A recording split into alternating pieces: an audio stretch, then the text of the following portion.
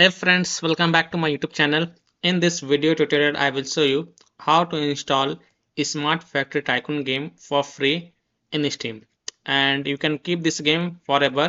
It is free to keep. So here follow the steps. So open Steam and in the search store, search for Smart Factory Tycoon and then click on this. Scroll down and here you will see get Smart Factory Tycoon free to keep when you get it before 20 January. So if you download the game before 20 January, then you can keep the Smart Factory Tycoon game forever in your library.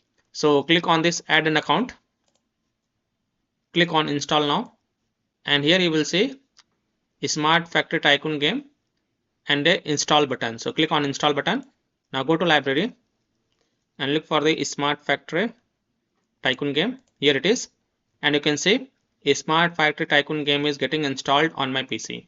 So by this way you can easily install a Smart Factory Tycoon game for free until 20 January 2026. So that's all for this video.